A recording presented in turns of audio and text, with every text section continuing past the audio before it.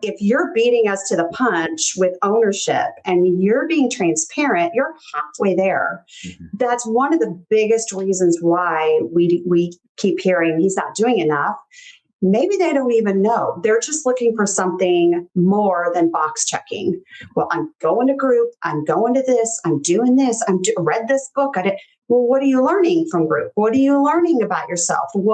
How are you doing in your recovery plan? Have you looked at my safety plan lately? All those things are super important when it comes to her being able to feel like you are doing enough. Because if you're leaving her in the dark, yeah, she's going to assume it.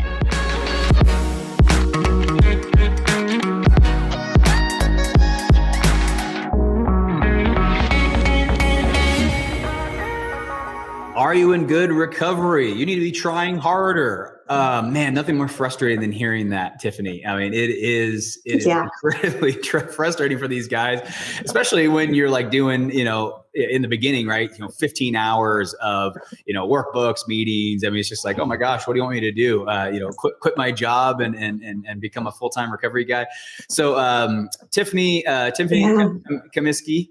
Is that how I say your last name? Yeah. I've never said your last name before. So Tiffany, you and I have talked about all sorts of stuff, and we decided to settle on this topic because, for me, I hear it all the time from these guys. Mm-hmm. And then for you working with, couples and betrayed partners, I'm sure you hear it from both of them. Hey, what is she demanding of me? And then on her end, he's not in good recovery. And then you have to actually tease that out and determine, hey, how is so kind of introduce your take on when a betrayed partner is saying a statement like this to a compulsive guy. Talk about, can you just frame for the audience what's going on in her brain? And I would love for you to speak what's going on in the pathological brain of the compulsive guy. Yeah, this topic we could literally drag on for four different shows. It's a huge topic, and I'll try to kind of condense it a little bit into 4 different sections and 4 different reasons it could possibly be why she's saying this. I also work with, you said I work with couples and I work with the betrayed partners. I also work with the betrayers quite a bit. And this is a question I get from them more than anybody. Okay, Tiffany, my wife keeps saying I'm not doing enough and I don't know why. And then I ask her what I'm doing or not doing that's enough. And she says, well, you need to figure that out. It's not my job to tell you. Oh my gosh. Thank you for bringing that up. That's the first question I ask. I go, have you asked her what her definition of good recovery is so that you can try to get into it? And they always, I'm not kidding you. I would say, I shouldn't say always, 90% of the time they say, I did ask. She said, that's not my job. That's your job. And I'm like, oh gosh, nah. Yes. Because here's the problem, Tiffany, because my group's pretty darn intense. It's probably one of the most intense, I demand, it's not a ton of time, but I demand a really high commitment to recovery in my groups. And so in my opinion, I look at these guys and I'm like, I don't know, man, looks like to me you're in great recovery. So speak to us about those 4 kind of different elements. How can guys wrap their head around this? Yeah. I want to start kind of backwards to answer that question. Whenever I love to teach. I love to coach. I love to problem solve and let's make a plan to get there. And sometimes it's hard if we start at the very beginning. So let's just, if we can, just for a second, start at the back of that question, which is what is she needing? What is she feeling? Where is she at? And a lot of times these women, it depends on where you're at in the process. If you're really in the beginning, they don't know enough. They're just kind of trying to figure it out too. Later on in the process, they've got it down. A lot of CSATs and ABSATs coaches and therapists are betrayed partners because this is their life. This is all they do. They're obsessed with figuring out the whys. And so it really kind of depends where you're at. So if it's somebody in the beginning, and this is when I'm coaching the partners, I'm telling them, listen, he is not going to have recovery down. Just don't, you got to minimize your expectations in the beginning. The very beginning, he's making a plan. So whatever he is doing for his therapy work, whoever he's seeing, if he isn't with somebody who's formulating a recovery plan with actual, like you've said before, I've heard measurable goals, and how are we going to get there? Or what are the problems? What caused me to act out in the way I did? And let's figure that out. If you don't have that plan to start with, you're going to be floating. And then your wife is going to be saying, well, I don't know what it is, but I know that you're not doing anything. I know you're still doing the exact same things you were before. And in those topics, when I get that as a topic, I go straight to the attitudes and behaviors chart. The name of the book is Real Hope, True Freedom by Milton Magnus and Marsha Means. Oldie but goodie, big, thick book. But it pretty much answers everything. And in that book, there is a list of attitudes and behaviors that are indicative of somebody who is active in addiction or active in acting out, and attitudes and behaviors of those that are in good recovery. And so I asked her to take a look at it, and I even have it now in a spreadsheet. Where is he at? Give it on a scale of 1 to 10. Where do you see it? How do you measure what good recovery looks like? If it's in the attitudes and behaviors in the beginning, and he's just learning, you might have 10. So yeah, he's major this, he's major that. I mean, there's some examples. Some examples are, if he always has to be right, versus he needs to be real. When his motivation behind everything is to be a success versus a motivation is to be his best self. Strong desire to be recognized and applauded versus seeks to recognize others' accomplishments. Things like that, hiding behind a facade as opposed to being real around other people. If it's like a scale of 1 to 10, they're a 10 on all of those, or a high number. And they're not going to have all of them, by the way, but a lot of them they will. Then the wife, it gives her some hope to know that, okay, well, I'm just going to relax. Let's see what he's doing. And let's see if I'm noticing a change in these attitudes and behaviors. So let's pause there, because I want to just let the listeners note. Did you guys notice that the list of things that Tiffany just spouted off were not, how many times did you look at pornography and masturbate? How many times, I think that's so important, because, I think the measurement in recovery should be, is the pathological thinking, the process addiction, has it changed? Because again, the sexual stuff is that's the easy part. Very end. That's, that's our actions. I know we judge people so much by how they act, and it always breaks my heart when we do that, because to me, actions are just the end of the whole. All the thought processes, the beliefs about oneself, the beliefs about the world, the beliefs about others, and then the actions happen in that environment. So to me, recovery has the environment changed? Is there trust of others? Do you rely on yourself and yourself alone to win at life and be happy, or are you living in harmony with those around you? Are you these bigger questions of, has the belief system changed? Because I tell everybody, listen, guys with healthy belief systems, who value themselves, who value others, they don't dehumanize themselves and other people, right? So it's the belief system that needs to change. I just wanted to put a note in that, as encouraging people to kind of look at this list and measure how healthy is my husband. Remember, we don't measure that based off of acting out behaviors all alone. Now, yes, obviously, if he's slipping, relapsing, we need to pay attention. But at the same time, recovery, I think, would be measured by the change in the belief systems, the change in self-concept, the change in how we see others and what we think they think about us. I mean, these are the things that drive the behavior. Wouldn't you agree?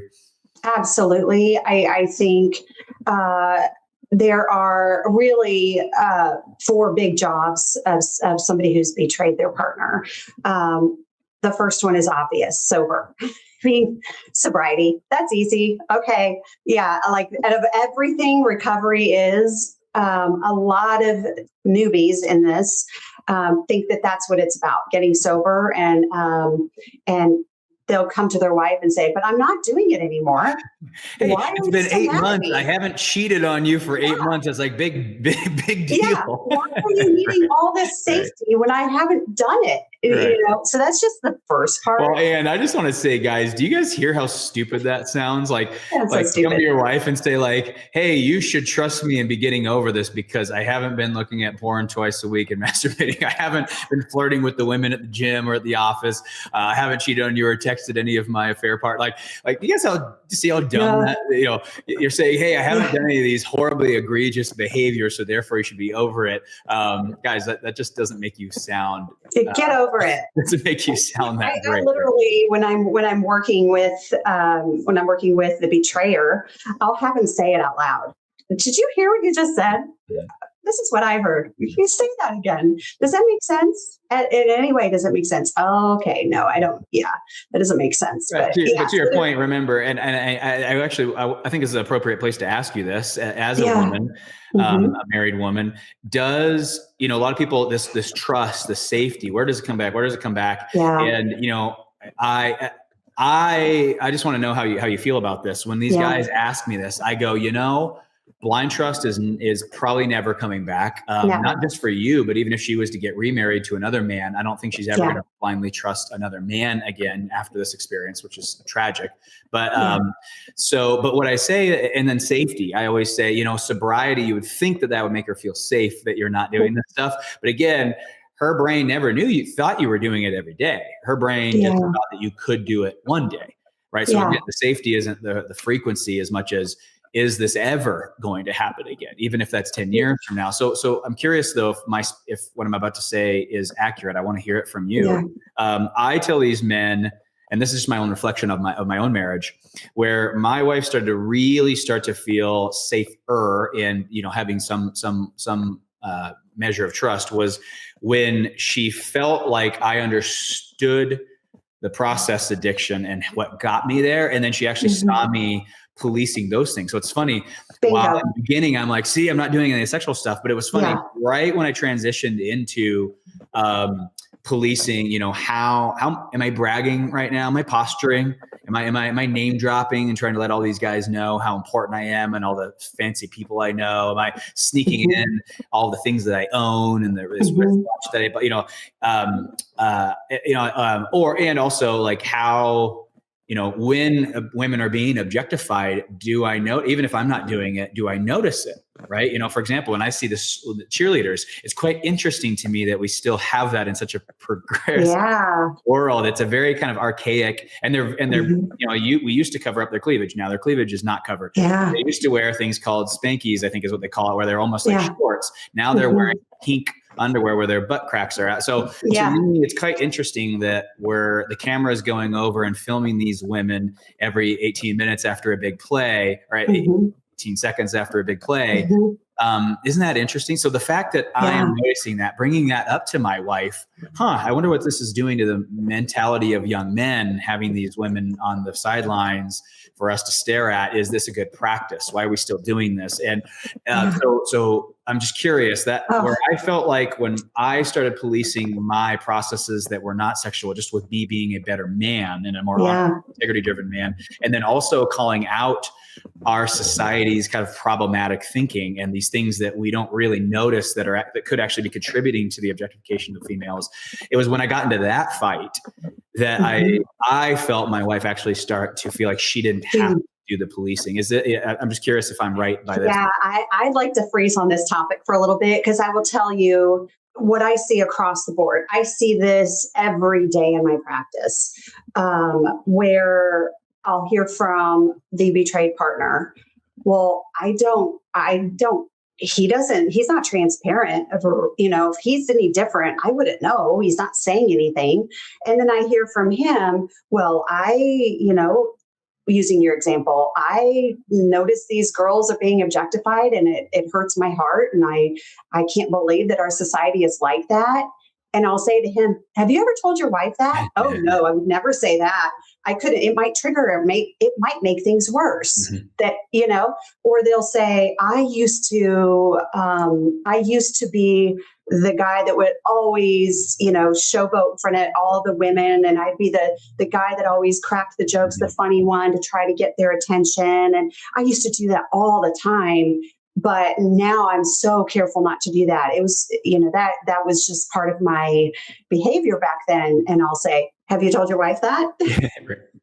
No way. I would never say that to my wife, because then she's going to know how I used to be. And it's just going to open up and she's going to get triggered and I'm going to get yelled at. So can I ask a question here? Because I will say something. I didn't really experience this with my wife. I'm so blessed. My wife is just, as much grace as she could find, she was trying to find it for me, which I'm just so lucky in the case. But let me ask you this, and this is for the betrayed partners listening. What if guys are doing this and it is being used against them, thrown back in their face? Because that's the thing, is introspection is supposed to be this curious thing that you can do as two adults. But I will tell you, Tiffany, just this last week, a guy got off the call and he was, we have this process on our calls where the guys use this formula to show the other guys in the groups their process addiction, and the other guys have, they can poke holes in it. And so it's this really enlightening experience of, oh my gosh, I can't believe what I did. And then anyways, this guy brought all that information right off the call, because the guys are always really excited. And then he showed it to his wife, and she, it did not go well. So you look very excited to speak to this.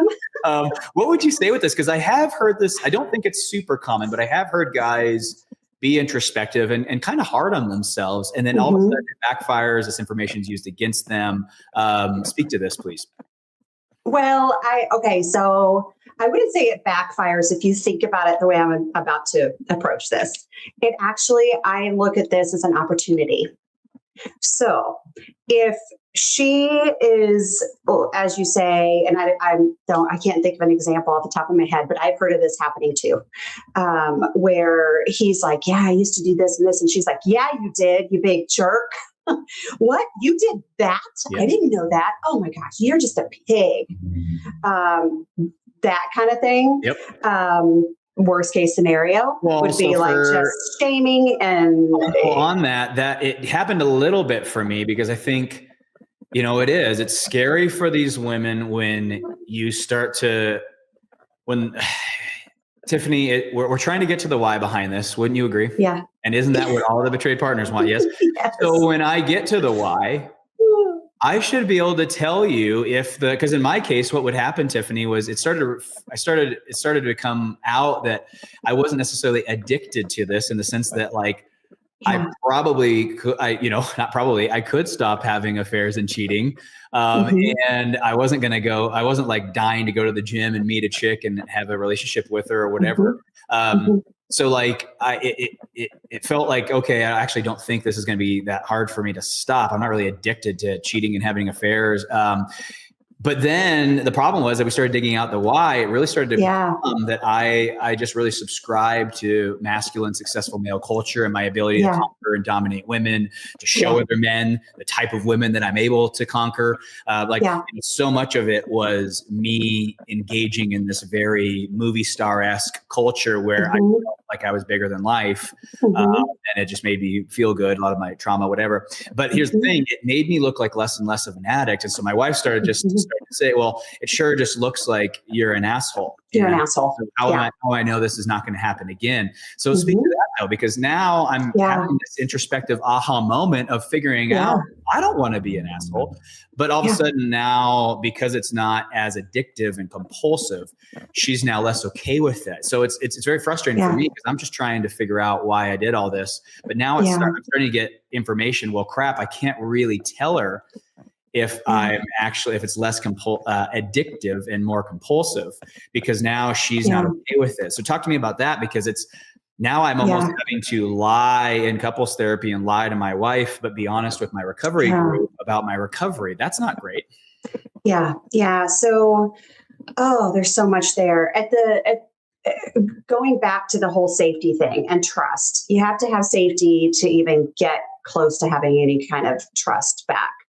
But underneath safety is empathy and transparency and being honest and transparent.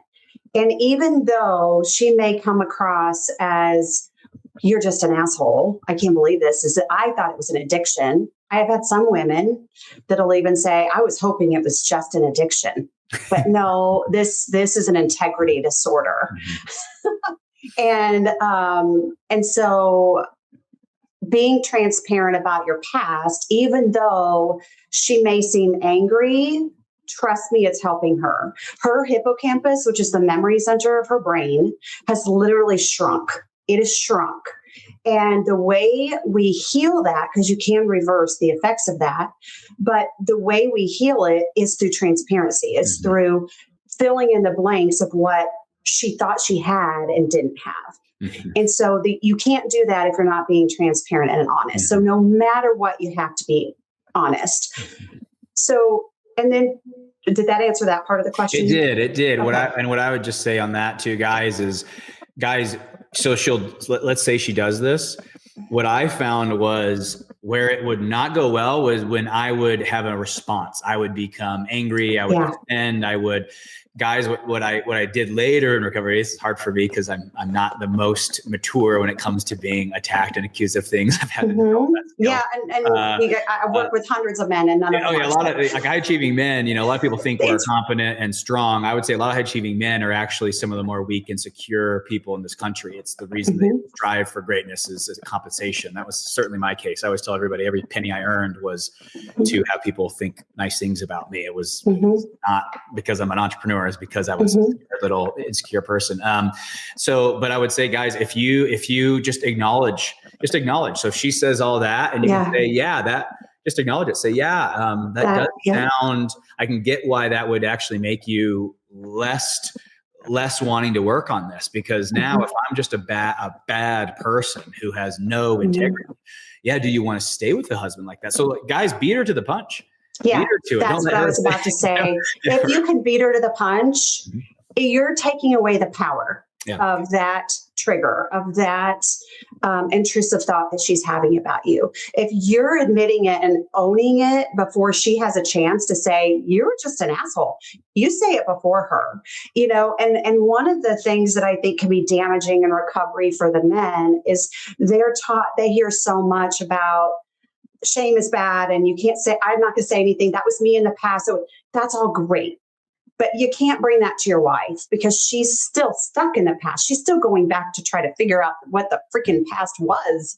So you have to learn, you have to learn how to put on a shame shield, how to really give yourself a pep talk. I'm not like that anymore. That was me then. That's not me now. But you don't dare say that to your wife, right? You can't say that till she's feeling much better.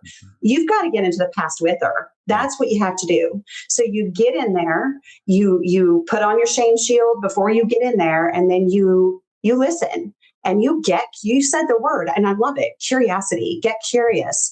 If she's saying, wow, you were just an asshole. Yeah, I was. I can't believe it either. I'm looking back at that.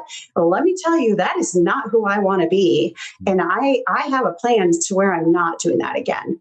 As opposed to, I'm not going to even tell her that I was an asshole back then. Trust me, she already is going to figure it out if she doesn't know already. So you beating her to the punch and saying, you're validating that, it just takes so much of that power away. And here's the magic of it that I've noticed.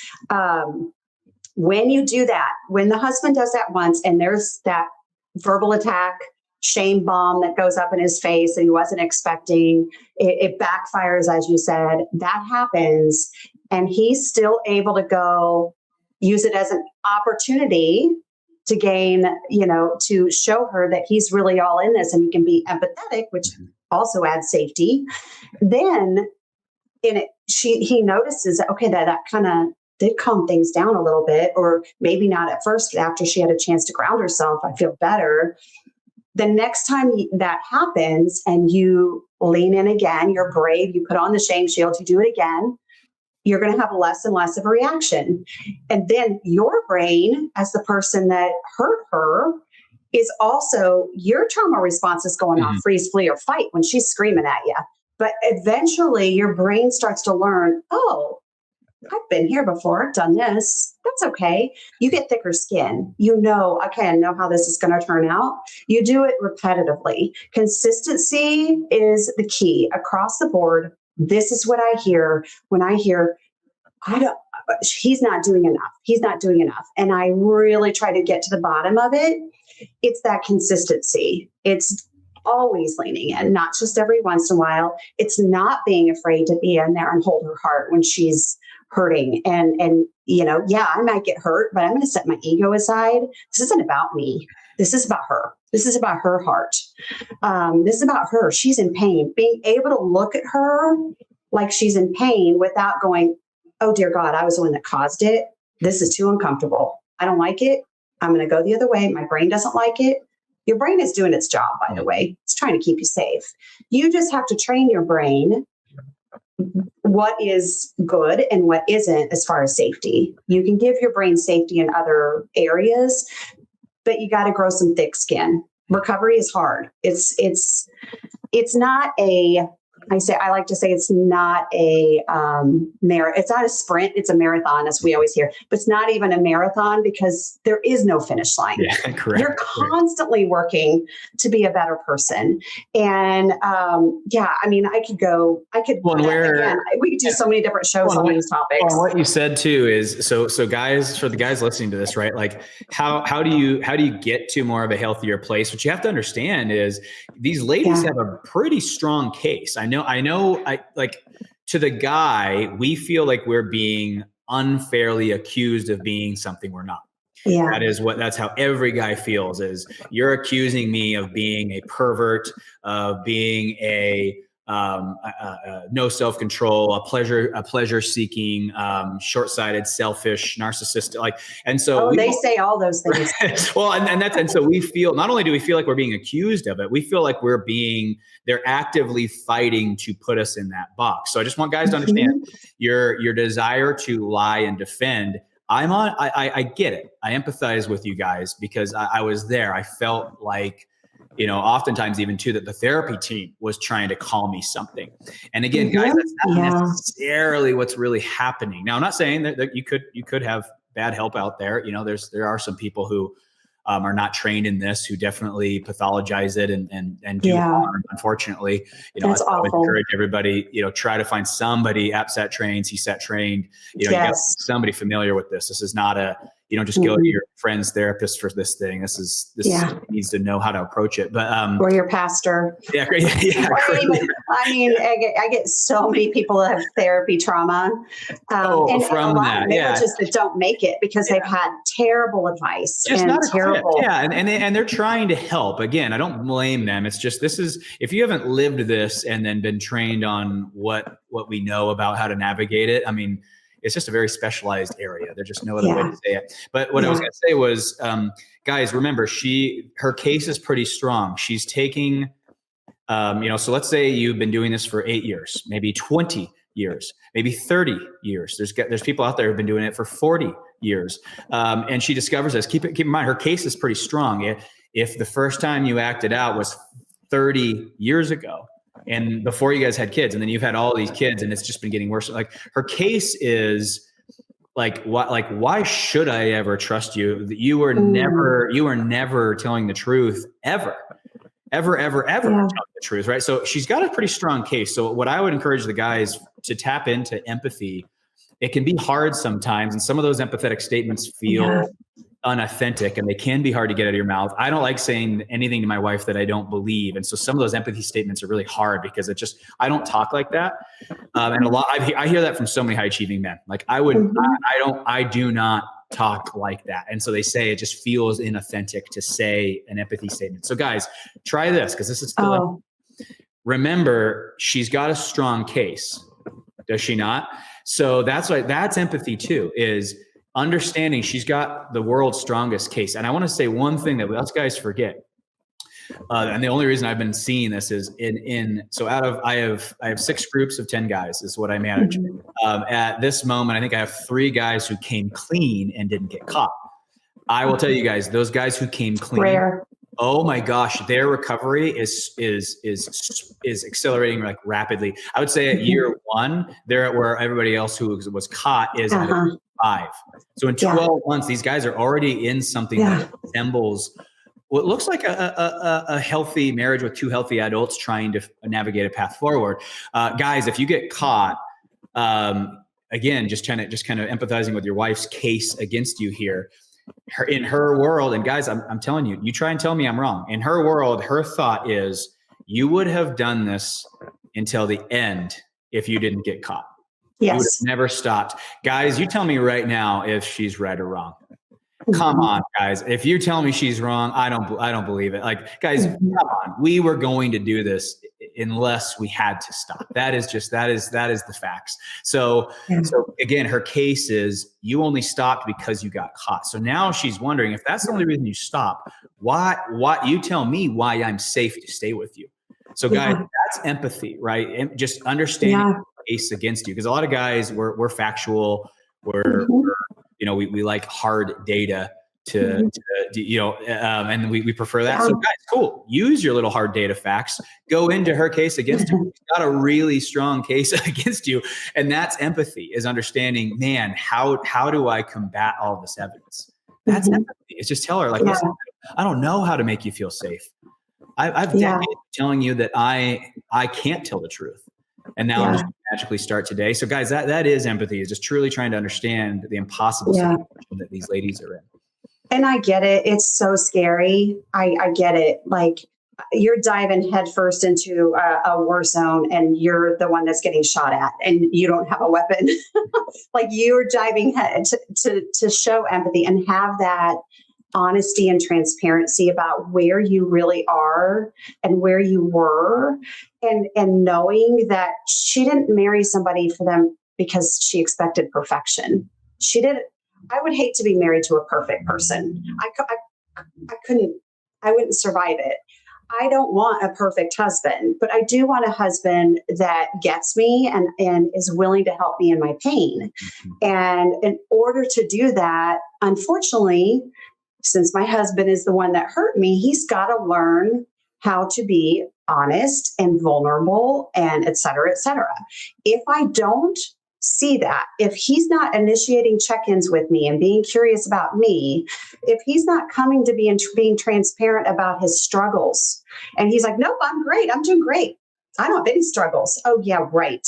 Don't say that. You maybe not with women every day, but there are struggles in your life regarding insecurities, regarding need to be, here I am. I went to go get my Rolex and put it on today because I knew I was going into this, fancy party. I wanted to show, you know what I mean? So if you're not owning that kind of stuff, she's going to assume, she's going to see it anyway. Trust me, women have amazing intuition. They see it. I don't even know if you guys are definitely from Venus with these superpowers. Oh, superpowers. I'm telling you, we see it. We know it. We feel it. So we know already. And if you're beating us to the punch with ownership and you're being transparent, you're halfway there. That's one of the biggest reasons why we keep hearing he's not doing enough. Maybe they don't even know. They're just looking for something more than box checking. Well, I'm going to group. I'm going to this. I'm doing this. Read this book. Well, what are you learning from group? What are you learning about yourself? How are you doing in your recovery plan? Have you looked at my safety plan lately? All those things are super important when it comes to her being able to feel like you are doing enough. Because if you're leaving her in the dark, she's going to assume it. And then the other thing are the attitudes and behaviors changing. And if she's with an absatz or somebody who's trained in this, they can kind of hold her hand and go, well, let's look at this list, or however they measure it. So everybody measures differently. I like the list because I'm a list girl, and I know a lot of the guys they like to look at lists. Let's get back. Thank you. So thank you for taking us back on topic here, because again, everyone listening is like, come on, Tiffany and Roland, tell us, like, how do I answer this question to my wife? And for the wives too, they're all probably wondering, is it fair for me to say this? Right. Because, I think I'd love just to speak directly to both of those. So you said you had four elements. I didn't want to miss this. Yeah. So but let me just them down, okay? Down, please, So if you're taking notes, the first one, we haven't really talked too much about. I'm going to save that one for the last. Attitudes and behaviors. They, being very, you're working on your attitudes and behaviors. You're looking at the list. You're asking your wife, where am I at? You're taking those to your specialist or to your group or whatever. And you're working on those things, matching that up with your recovery plan. Are some of these things on my recovery plan? Because if they're not, my wife is noticing it. That's something I need to work on. So that would be I love one. that. Did everybody hear that? Attitudes and I had one of my clients right now. Him and his wife started a honesty journal, and he is just really, and he keeps it in his back pocket with a small. Amazon has these small back pocket journals with small back pocket pens if you guys want them. And he's trying to just keep track all day, and it's not sexual. He's trying to keep track. Like, am I lying to myself even in my head? Am I telling myself that this isn't that bad when it actually is worse than I'm saying? So he's just trying to police how much do I bend and manipulate my reality for benefit. So again, I hope everybody heard that. Attitudes and beliefs, right? The core of all of this, right? Yeah. And you can't go into it defensive. Yeah, so correct. If you're going into it and she's like, well, yeah, you've got this others owe me attitude, and you're going in there, no, I don't. You're defensive. Be curious. You can always ask questions. Where are you getting that? Can you give me some examples? Maybe you're not seeing it, so your wife has got a front row seat. So, well, Tiffany, so can I ask a hard question of the partners? Sure. Come on. I mean, if you're going to come at me with something, like, maybe talk to your therapist first about why he's not in good recovery. The only reason I say this, ladies, is it is very defeating and dividing to ask your husband that. And you guys have every right to ask it. I'm not saying you don't have every right to ask it. You do. If you genuinely believe he's not trying as hard as he should and could try, and he isn't in good recovery, that's okay. Tiffany, shouldn't they go to their therapist and maybe write that out? Because it's very frustrating when you say you're in bad recovery. I don't know how, I don't know why, but it's not fair. You guys can only hear that so many times before their final. Because here's the thing: the first 3 times, I want to know how I can try harder. The 4th time, I am starting to say, "Oh, screw off!" I'm tired of hearing it. And that's the problem. And then the 5th time, and the 6th time, the 7th time. Now, when you say that, I tune out. I don't even care. Yeah. And it's not couple centered. I do get a lot of women that will be like, I don't think I should tell him by now. He's been in recovery long enough. Well, and then I push back, you are married. I get that, but you are married. If you want to stay married, and you want him to improve and get better, you got to talk to him. You got to tell him. Some of them just don't know. They just know that, my, friend in this support group I'm at, her husband's doing XYZ and mine isn't doing that. So, but if that's the truth, then you talk to your professional about it, talk to your APSATs or your CSAT about it, figure out, are my expectations too high for where he's at in the process? Like I said earlier, if it's early, you can't expect him to be perfect at all of this stuff, because we're talking about rewiring a freaking brain. Your brain has to be completely rewired. That could take years, not months. So and just for the audience, that doesn't mean he's acting out and slipping. You can avoid the behaviors, but in all reality, is he going to be recovered or anything close to it a year out? I'm sorry. I know ladies don't want to hear this. I mean, recovery is something, Patrick kind of writes about this in almost all the books. I mean, good recovery is really not something guys are venturing into until I think Patrick Carnes says the 2-year mark. Before that, you're trying to be in good recovery, but your mind can't grasp these concepts. And if your mind could grasp these concepts, you guys probably wouldn't be sexually compulsive. So that's the thing, is the reason these things are happening is because your mind cannot really grasp what integrity truly is and what not having it does to yourself and others. You intellectually know, but you don't feel until that 2-year mark. Right. And that's just, it's tough. So but again, just for the listeners, when she says that, she doesn't mean to let your husband slip and relapse. That's not what she's saying. He can have these thoughts and desires and addictive, drives and not act on them while he's in recovery. Yeah. You need to realize you can't white knuckle. You can white knuckle sobriety. You can't white knuckle the attitudes and behaviors. Yeah. So you can fake it for a little bit, but if you're tracking these things that you're noticing they're in your husband's recovery plan and you're still seeing it pop up quite a bit, just know that that's an area that needs some attention. And since you have the front row seat, you could point these things out if he's willing to accept it. If not, that's a whole nother episode. Yeah, there's a whole other show on that. Yeah. So the attitudes and behavioral changes, it's a process. Mm-hmm. And you could feel free to ask him. If the lady's listening here, ask him, well, what are you doing to work on that? I'm really curious. And if you go into it defensive, well, this is my recovery, it's not your recovery, she's not going to feel safe. Well, in your recovery group, that's where your recovery group shines, in my opinion. Attitudes, beliefs. Mm-hmm. That's why you need to find guys who are like you, like-minded with a similar process addiction. It's why, I get accused of being anti 12-step. I am not anti 12-step. I just think guys go to it and they say, ta-da, I have peer support. Guys, 12-step is actually not peer support. Peer support would be what you formulate outside, before and after the meeting. The meeting is, there's no crosstalk allowed. And the objective is to work the 12 steps together and be around other.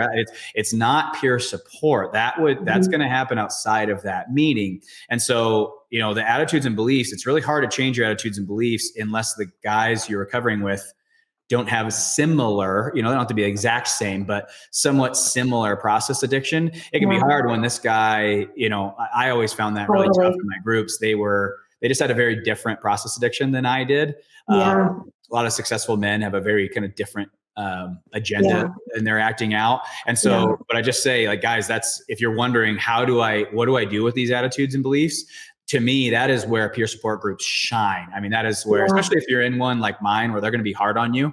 I mean, we don't mean to make you guys cry, but they need it, right? You can't make your own support group, by the way, guys.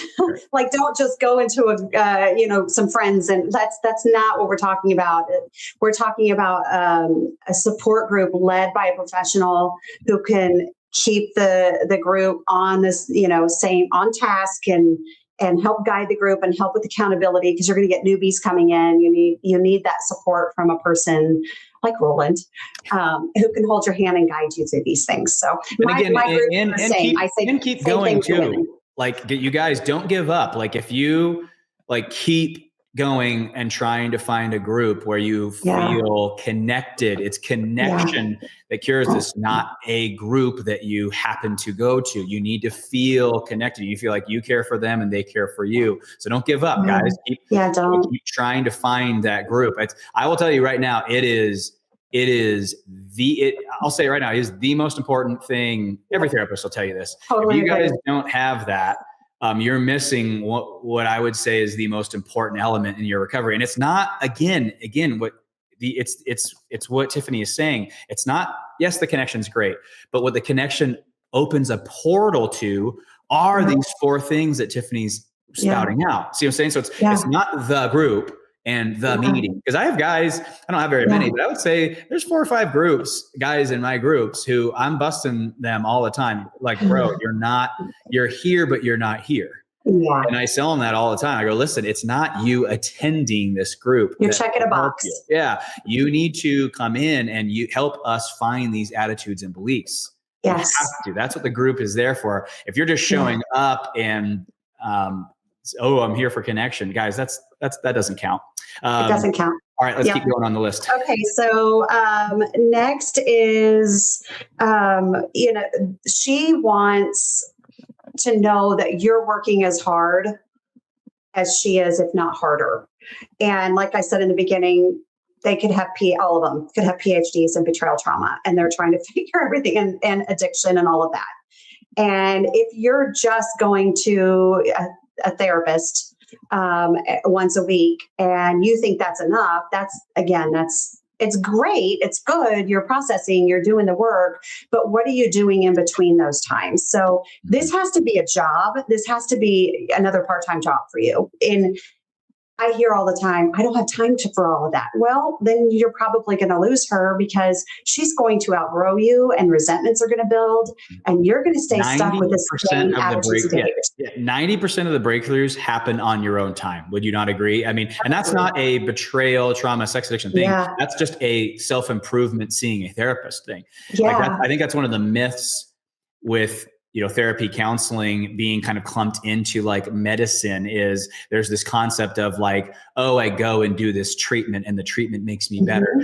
That is a myth, you guys. Therapy, counseling, like all of this is about helping you find these things. Guys, come on. They can't undo 40 years of problematic beliefs in an hour session. Yeah. Like, I tell my clients all the time, your CSAT can't fix you. Yeah, correct. And the ladies, I'm like, I can't fix you. It's what you do in between our sessions that counts. So don't check the box because your wife's going to know the difference and she's going to feel like you're just not doing enough. So yeah, and so Tiffany, from a daily practice standpoint, before we go on to the next one, I have my favorite one, but I'll start with you. What's your, like, if you were to tell a guy to add some sort of daily practice where he can really stay on this, what would you suggest? Oh gosh, I can only pick one. You can only pick one for the sake of this. For the sake of this. Okay. So, gosh, you already said groups, so I'm not going to take that. How about us? I'll say mine. You can think because I sprung this on you. So mine is, I think you need to be doing something with your group on the daily. So the guys, this could be a email forum. We use an app.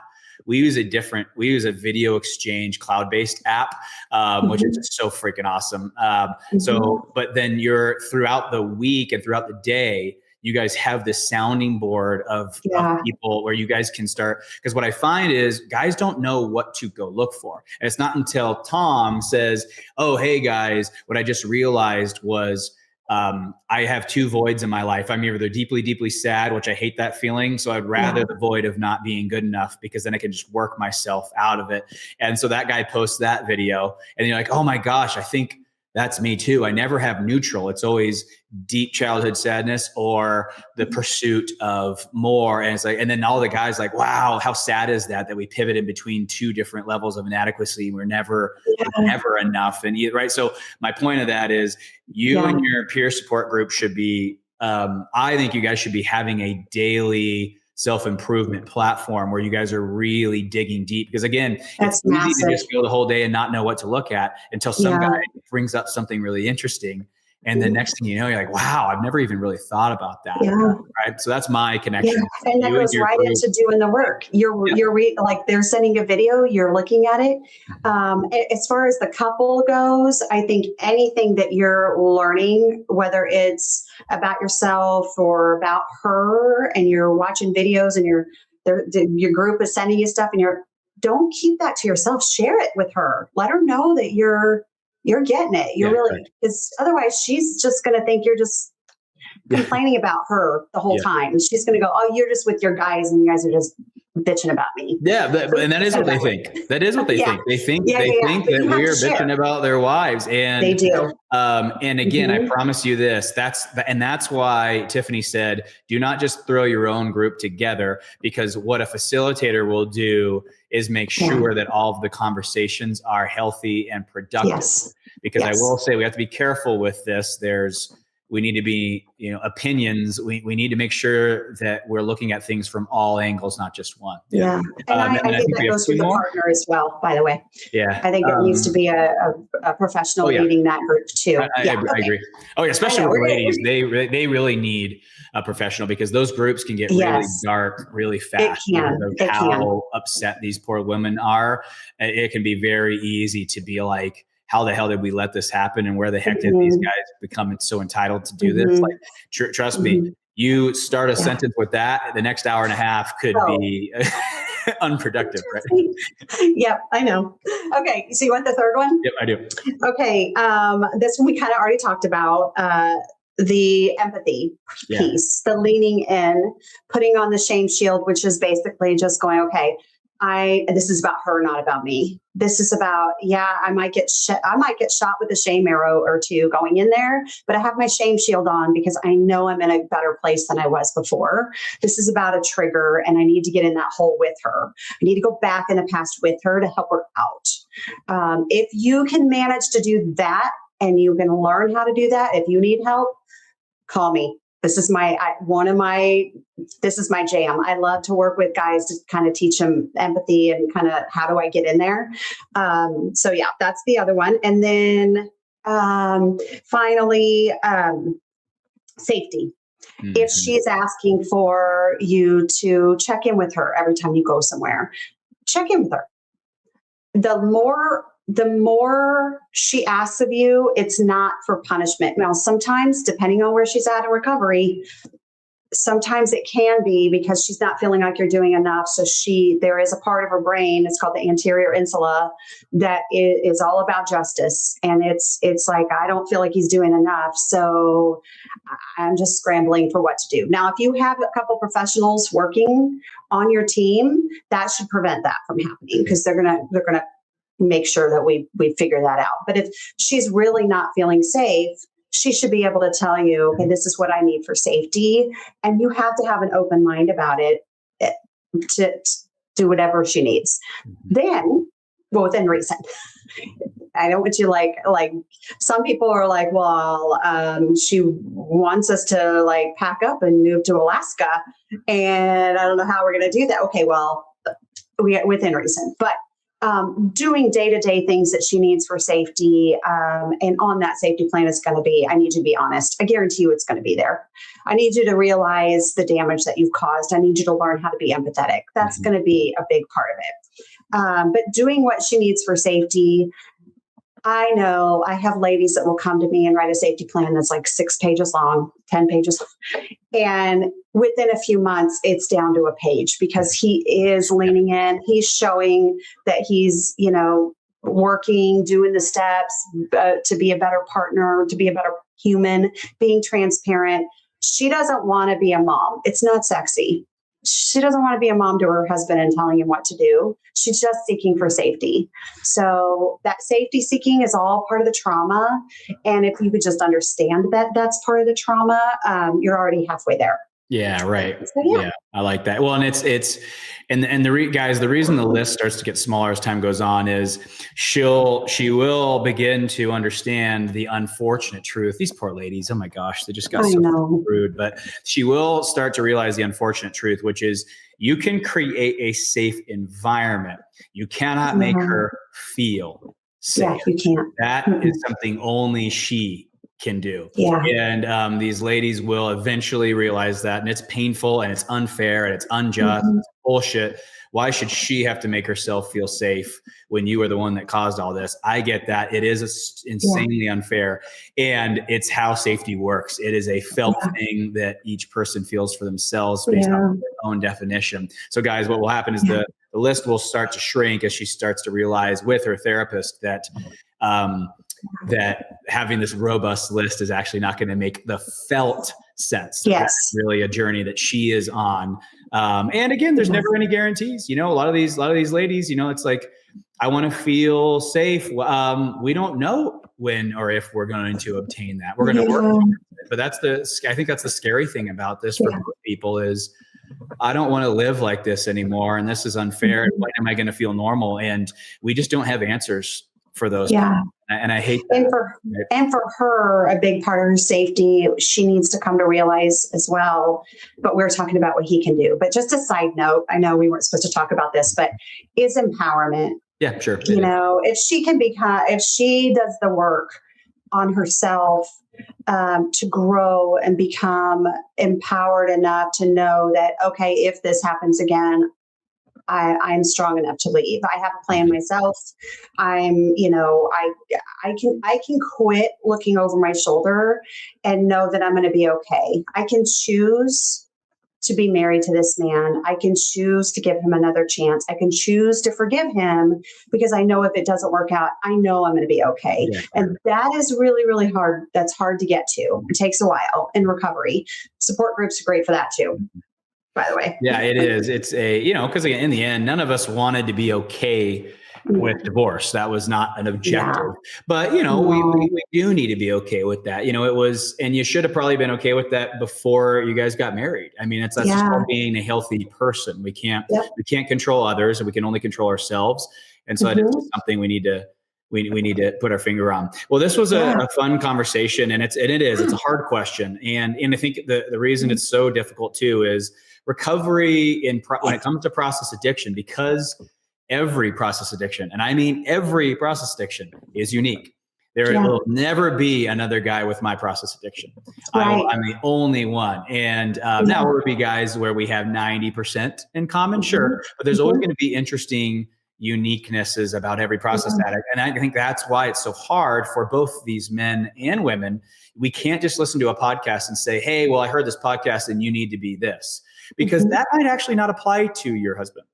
Right. That's the thing with this. He might not actually have that issue. And so we my purpose really of this podcast was just to show this is custom, you guys. And with the right help and good helpers, you guys can customize a really, really great treatment plan. One thing I would say to the partners is, I'm telling you, like, you might be hearing these things on podcasts.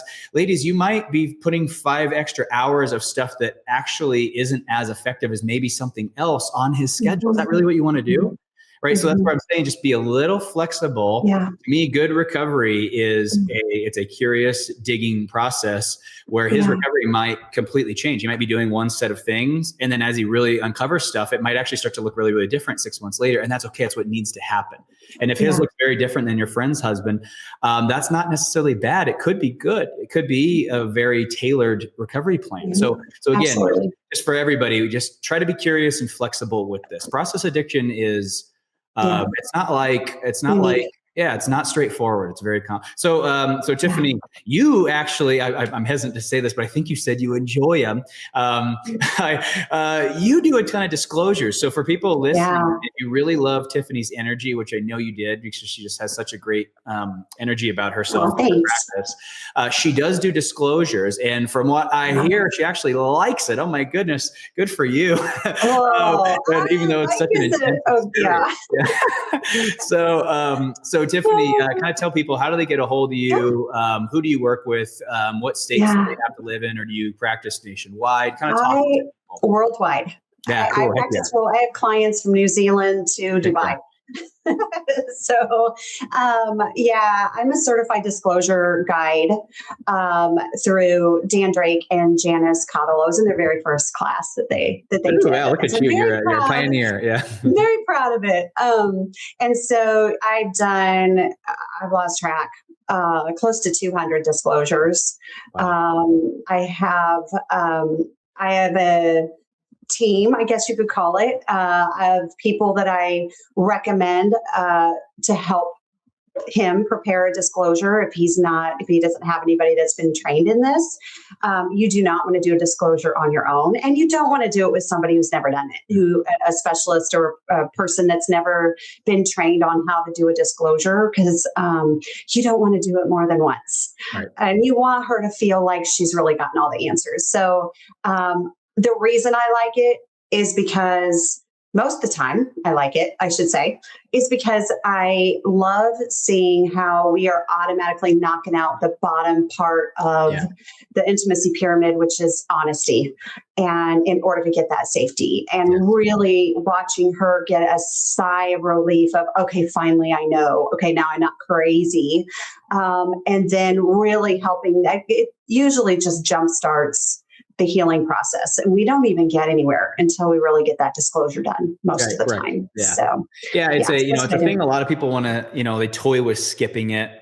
Not just men, but even the partners are like, I don't know if listen, I would say, and here's Just even for the guys, like if your partner doesn't want to do it, guys, don't force her to do it. She doesn't have to do it if she doesn't want to. But I would say, I would still encourage the guys listening to this. If she doesn't want to go through the process, I would still recommend that you go through the whole thing, write the letter as if you were going to read it to her, and then read it to your CSAT and or your peer support group. It's just it's a great exercise to just face all this, because it's always, well, I shouldn't say always, but it tends to be a lot uglier than we all had imagined in our heads. So if they're going to reach you, what's the website? What's the best way to contact you? So my website is HOPE, and it's an acronym for Healing is Optimal Through Personal Empowerment. There's that empowerment word again. HOPE CFL, like Central Florida, HOPECFL.com. And all my contact information is on there, pricing, all of that stuff is on there. And you can either email me or text me. I will text. I have a line that's just for work. So I'll respond to anything like that.